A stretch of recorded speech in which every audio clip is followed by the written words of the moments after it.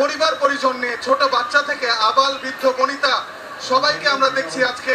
বাংলাদেশের এই সারা দেশ থেকে মানুষ এসেছে আজকে ঢাকা শহরের রাজপথে ঢাকা শহরে মানুষের যে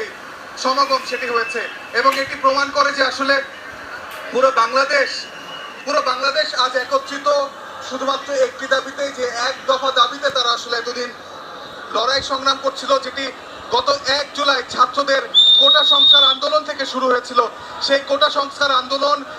মানুষের উপর গুলি চালানোর পরিপ্রেক্ষিতে একটি গণ আন্দোলনে পরিণত হয় এবং আপনারা জানেন যে ছাত্র যেভাবে মারা গেছে একই সঙ্গে কিন্তু শ্রমিক মারা গেছে, সাধারণ মানুষ মারা গেছে, পথচারী মারা গেছে, ব্যাংকার, সরকারি চাকুরে, পাঠাও রাইডার, সব ধরনের মানুষ কিন্তু এই সরকারের যে নির্দেশনায় যে গুলি, পুলিশের গুলি, সেই গুলিতে কিন্তু মারা গেছে এবং সেই মারা যাওয়ার পরে পরিপ্রেক্ষিতে